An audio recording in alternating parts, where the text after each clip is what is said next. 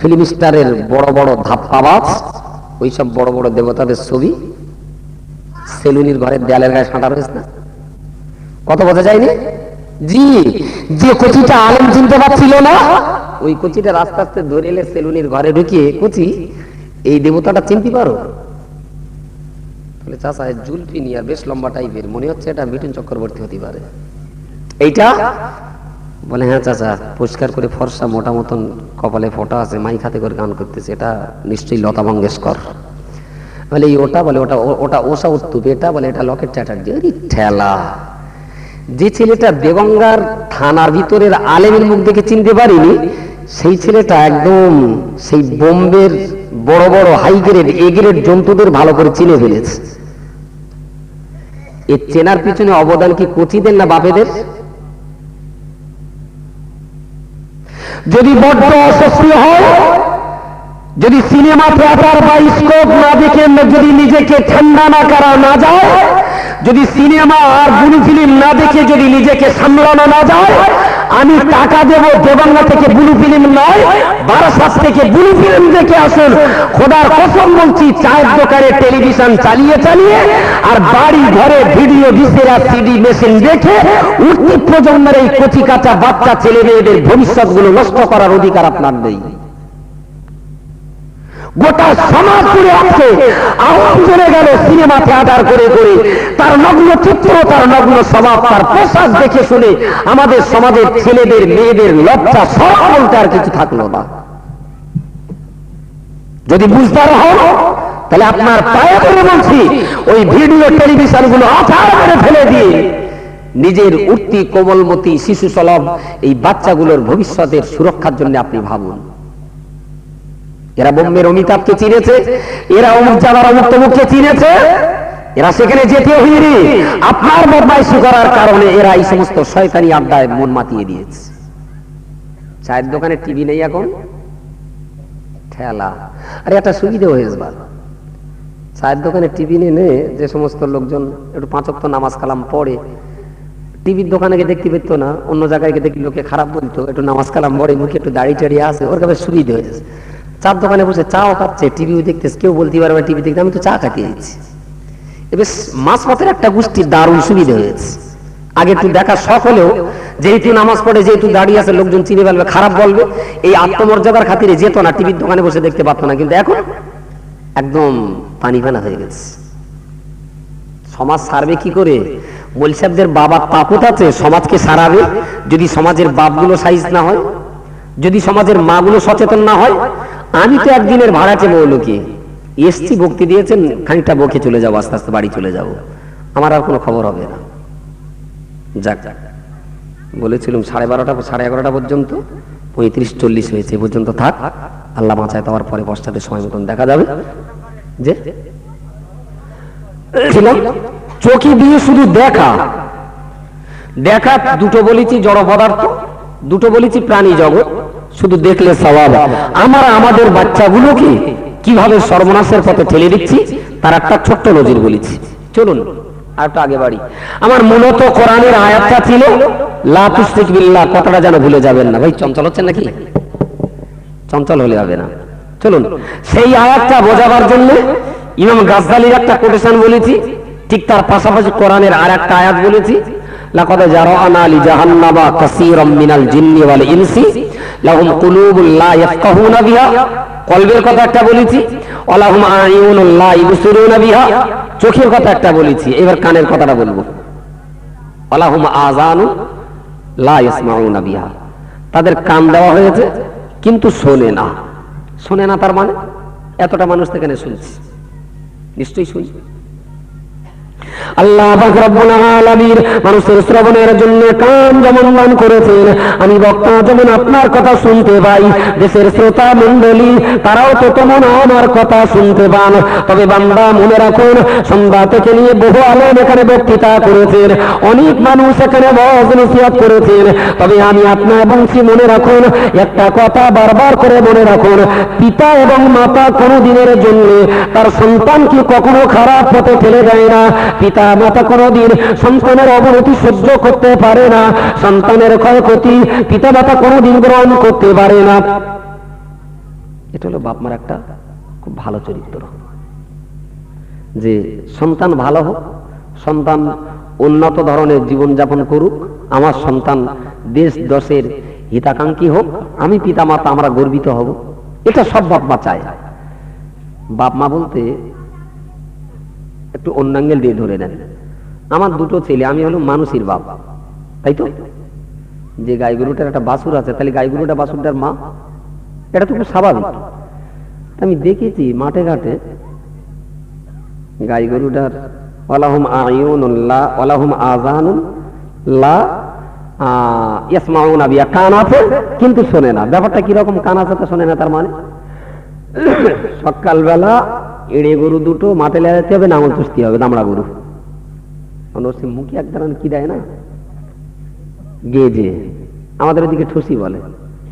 সে কখনো দড়িরও হয়, কখনো আবার কুঞ্চি পাখিও হয়, কুঞ্চির বেটি তুলে, মানে গেজে মুখি তেলে যেতে হয়। পরের আলিতে যাওয়া, কখন কার খেতে মুখ দেয় তার তো ঠিক নেই।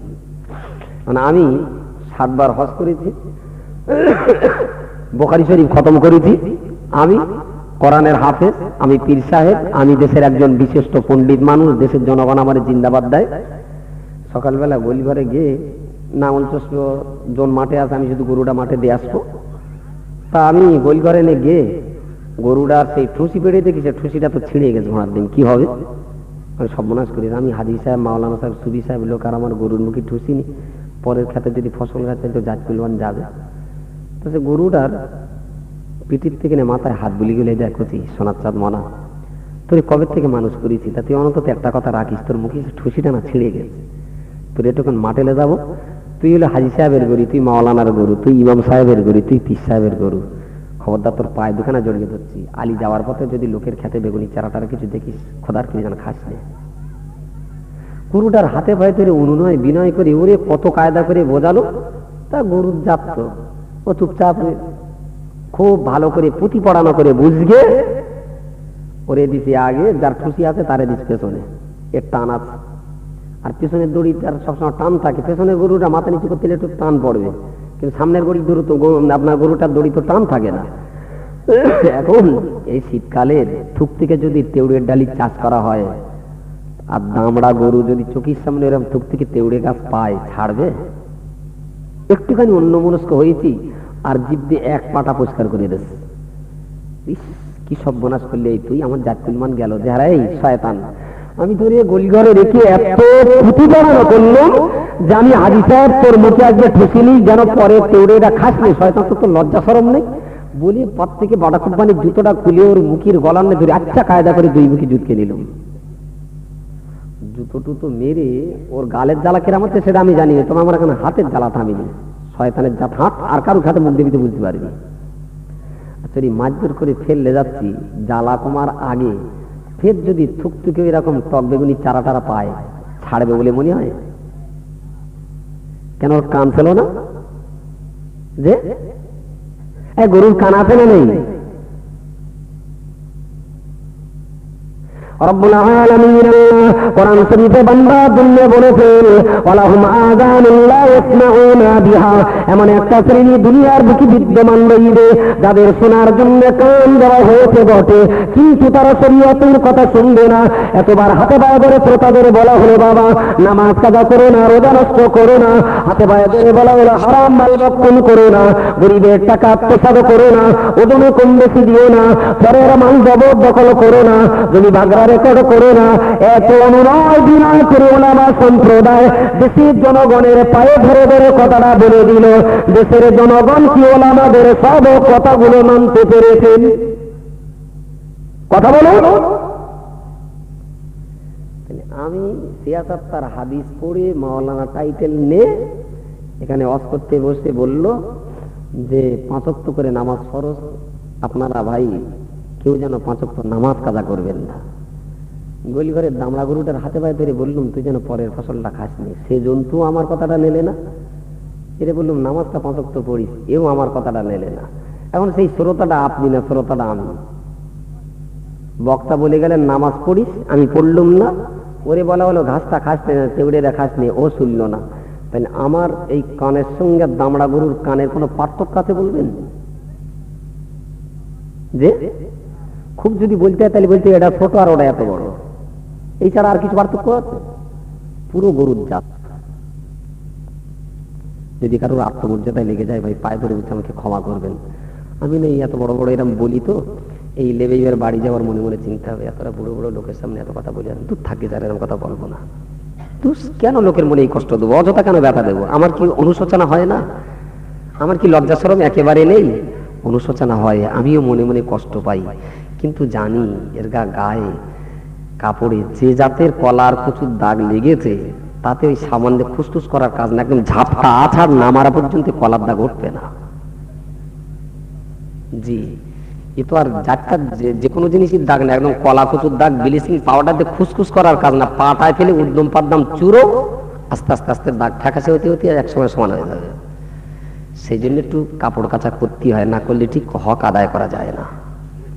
তিনটে কথা বলেছি, বিবেক রয়েছে, অন্তর রয়েছে, বিচার করবে না, চোখ রয়েছে দেখবে না, কান রয়েছে শুনবে না।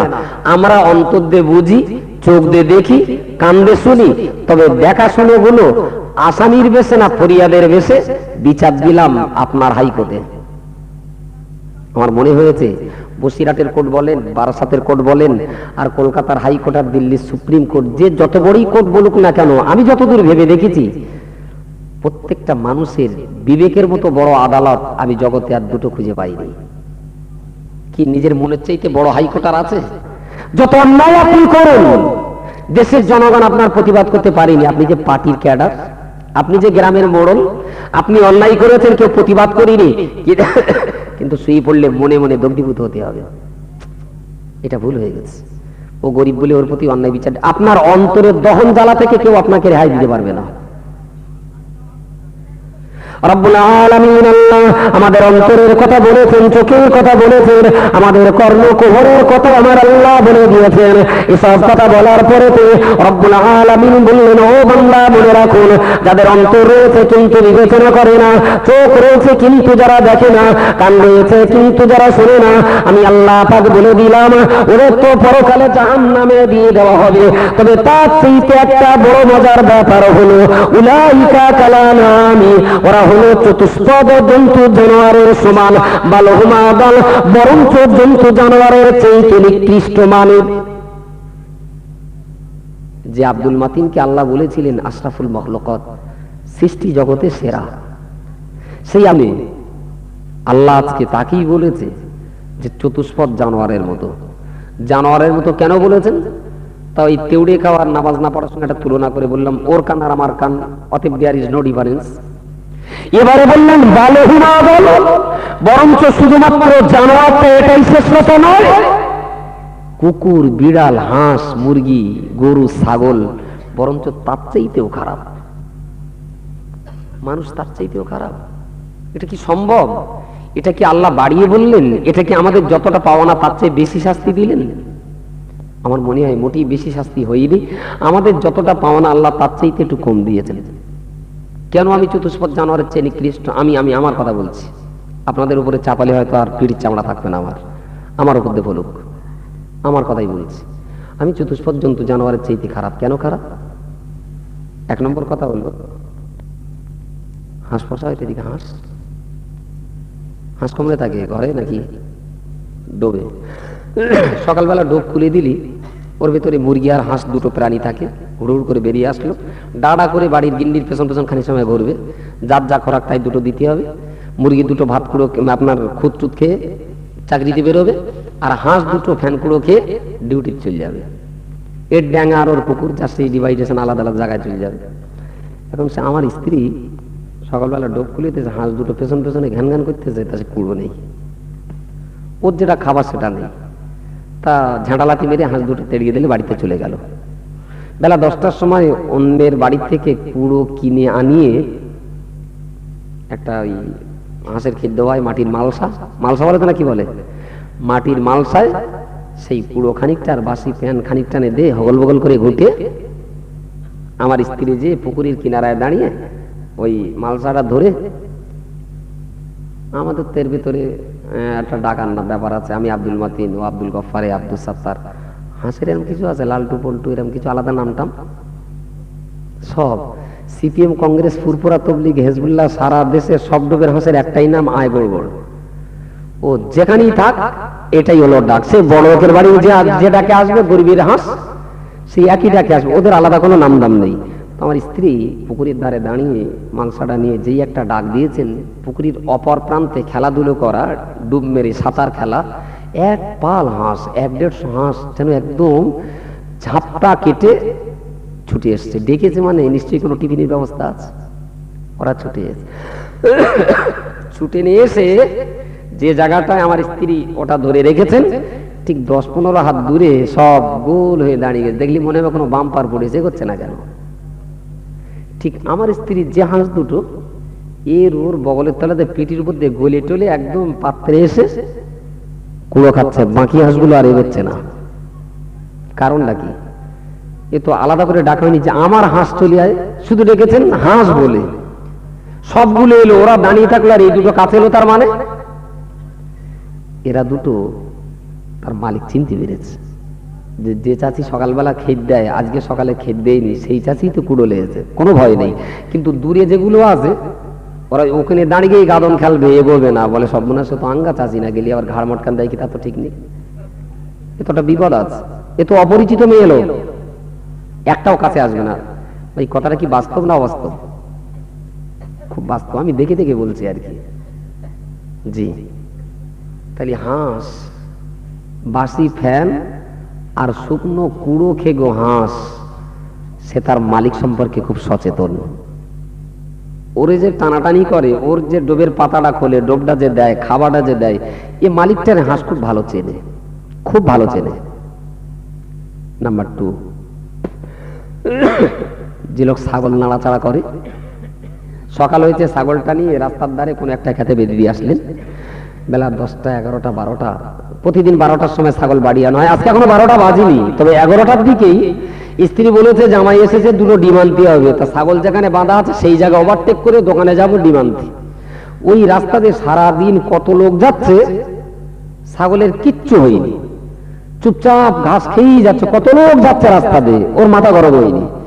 কিন্তু আমি যেই রাস্তাতে যাব, যে ছাগলটারে নাড়াচাড়া করে, ও যেই রাস্তাতে যাচ্ছে ডিম কিনতে, এর তখন হাম্মা দাম্মা করে সেইরি জাগাচ্ছে। ছাগল ডাকবে না, তার মালিককে দেখে খুব ডাকবে, ফেরার পথেও ডাকবে, দড়ি নিয়ে টানাটানি করবে, হাম্মা দাম্মা করে ডাকবে। তার কারণ, কত লোক রাস্তাতে গেছে, ও কারোর কাছে কিছু বলতে চাইনি। যেহেতু আমার মুনিব, যেহেতু আমার মুলিব, তাই এর কাছে আমার একটা দাবি থাকতেই পারে। বেলা 12টা বেজে গেল, এখনো বাড়লে যাবা না? ছাগলটার জন্য কাকতি মিনতি একটা অনুরোধ, সব ছাগলের বাড়লে গেল, আমার লে যাবা কখন? ওর মালিক দেখে ও খুব ভালো চিনতে পেরেছে। ছাগল যেখানে খড়ি দেওয়া হয়, যদি খড়িতে 50টা ছাগল জমা হয়, খড়ি বলে না কি বলে, খড়ি, তা আমার ছাগলটাও জমা পড়েছে, পরের ফসল কেসটা জমা দিয়েছে খড়ি। তা আমি গেলাম, বলি ভাই আমার ছাগলটা তোমরা খড়ি তুলে দাও, তাহলে তো 20 টাকা দেওয়া লাগবে। টাকা দেওয়ান কি হবে, অন্যায় করে ফেলেছি যখন টাকা দিতে হবে। তা 20 টাকা দিয়ে বলতে কোন ছাগলটা, মানে তাই তো কোনটা, কি বলি বলো দি, তাই তুমি এসো কোনটা, আমার ছাগল যে ওইটা, এ কথা একবারও বলতে হবে না, শুধু ছাগলের টালের কানায় গিয়ে দাঁড়াবো, আমার ছাগল বলবে লব্বাই, আমি হাজির আছি। কি আমার ছাগলটা কি আমাকে দেখে ডাকবে না? খড়িওয়ালাকে চিনিয়ে দিতে হবে না যে ওই ছাগলটা আমার।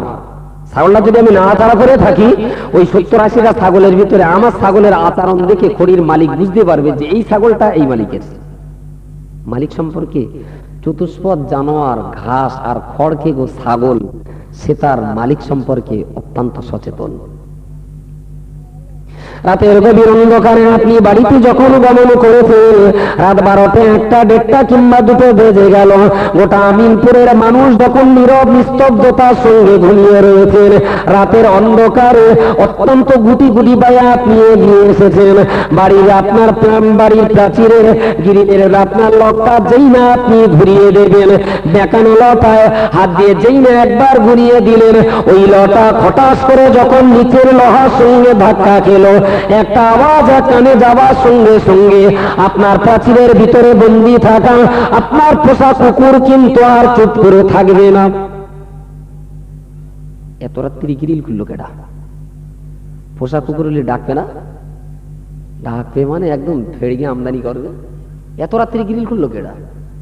চিৎকার করে যখন বাংলি উঠেছে, তার মানে বাড়িতে যে যা আছিস তাড়াতাড়ি করে ও, রাত 2টোর সময় কেডা গ্রিল খুলেছে, ওর শিগগিরি। ওর ডাকের উদ্দেশ্য হলো এইটাই, মহাজনকে সজাগ করে দেওয়া। ও যখন চিল্লে ফেড়ে আমদানি করতেছে, আমি তখন গেটের ওখানে দাঁড়িয়ে বলে, আমি বাড়িয়েছি, আমি শুধু 2-3টে কথা, থাম, আমি বাড়ি এসেছি। ওই কুকুরটা যদি আমার পোষা কুকুর হয়, আমি বাড়ি এসেছি এ কথা বলার পরে ওই কুকুর কি আর ডাকবে? যে না, অমাবস্যার গাঢ় অন্ধকার, সে আমাকে দেখিনি, আমি তাকে দেখিনি, কিন্তু শুধু একটাই কথা, এই আমি, বাস অতি মালিক চেনা তার যথেষ্ট, আর কিছু লাগবে না। ইস, একটা নিকৃষ্ট প্রাণী, আমাদের উচ্ছিষ্ট খাদ্য যার আমরা যেগুলো বাদ দিই সেগুলো খেয়ে যারা জীবন ধারণ করে, অমাবস্যার গাঢ় অন্ধকার রাত্রিবেলা সে তার মালিক সম্পর্কে এতটাই সচেতন। শুধু সচেতন তাই নয়, আমি যেই বলবো এই ঠান্ডা আমি বাড়ি এসেছি, ও বারান্দার উপরে যতই শীতক না কেন, ও নির্মম নিষ্ঠুরের মতো বারান্দায় থাকবে না, ছট করে লাফ মেরে আমার কাছে আসবে। এই যে আমার মালিক, এর ওয়েলকাম করানোর মতন কিছু অভিব্যক্তি তার ভিতরে আছে। কাছে আসবে, আমার গায়ে ল্যাসটাস ঘষবে, মুখটুক ঘুষে একটু আদর করবে, ল্যাসটাস গুলো ঘুষে যেন কাকুতি মিনতি করে, কখনো 2টো ঠ্যাং উঁচু করে যেন আমার উপরের দিকে তুলে এমন একটা কিছু বলতে চায় যে এত রাত্রি কেরা গ্রিল খুলেছে। আমি বলি, চোর ডাকাত টাকাত হবে, আপনি এসছেন তো আমি জানি, প্লিজ এক্সকিউজ মি, কিছু মনে করবেন না, আমি চোর ডাকাত ভেবে একটু ডাকাটাই করেছি, আপনি জানলে আমি মোটেই ডাকতাম না। ও যেন ওর মালিকের কাছে একটা অপরাধ করে ফেলেছে, যে যার ঘর সেইটি ঢুকতেছে আর আমি ডেকে বলছি ঢোকা হবে না। ইস, কিছু মনে নেবেন না। তাহলে হাঁস, সে তার মালিককে খুব ভালো চিনেছে, ছাগল তার মালিককে সে ভালো চিনেছে, কুকুর সে আরো সচেতন। আমি আব্দুল মতিন, আমার মালিক সম্পর্কে আমি কতটা সচেতন? রব্বুল আলামিন আল্লাহ দুনিয়ার বান্দাদিকে লক্ষ্য করে বললেন, ওগো দুনিয়ার মানব মণ্ডলী, আমায় চেনার জন্য একদিকে যেমন তোমার ভিতরে রয়েছে অন্তর, তেমন তোমার সামনে রয়েছে আপনার শূন্য আকাশকে আমি আল্লাহ দাঁড় করিয়ে রেখে দিয়েছি। এত বড় বিশাল আসমান বটে, যার একটা মাত্র খুঁটিও নাই, এত বড় বিশাল দুনিয়া, যার উপরে কত সুন্দর গাছপালা তৃণলতা তৈরি করে দিলাম।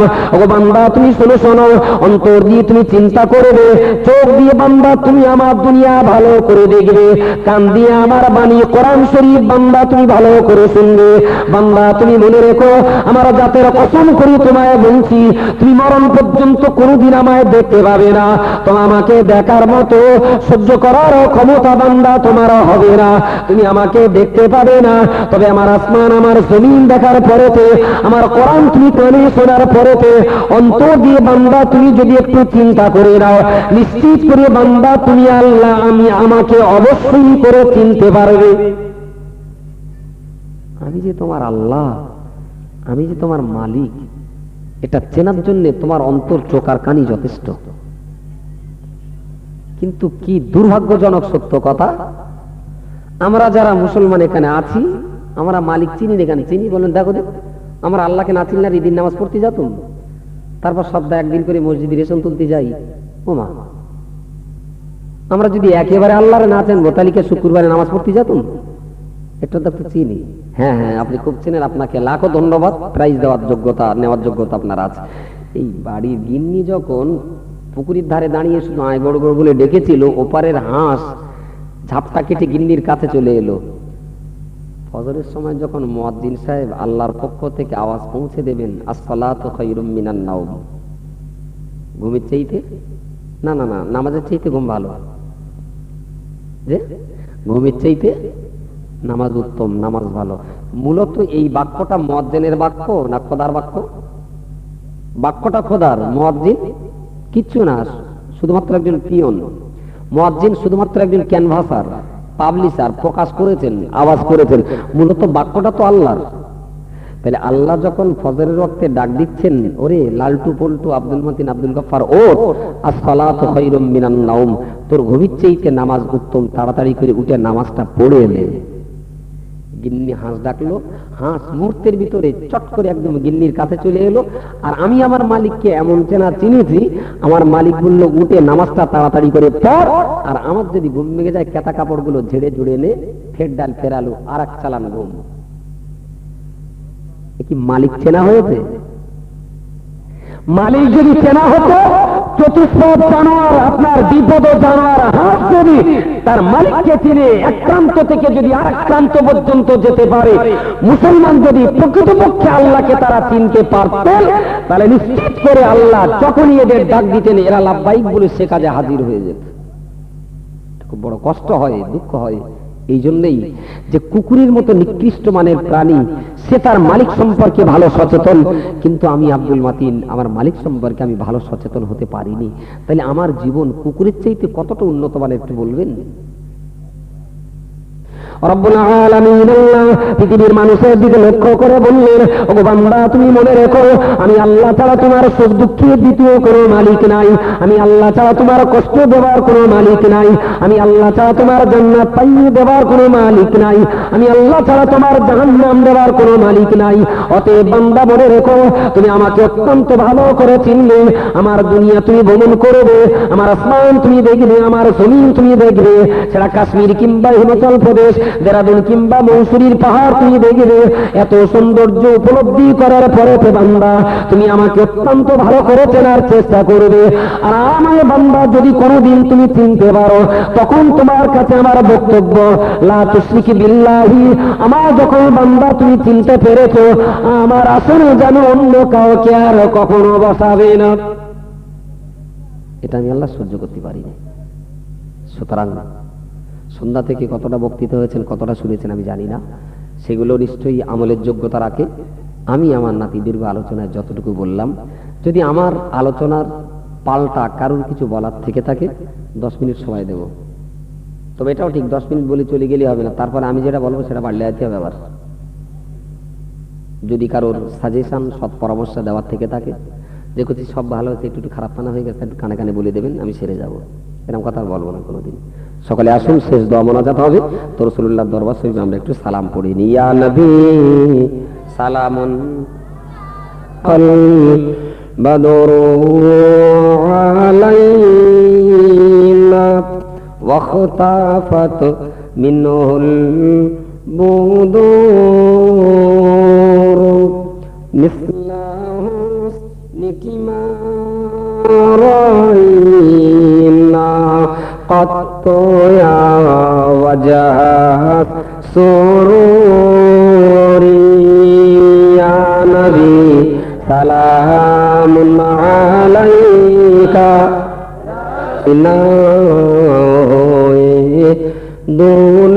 দুনিয়া না হয়ে ফরিস্তা খোদার হয়েছি উম্মত তোমার, তার তরে সালাম বেশুমার। ইয়া নবী সালাম আলাইকা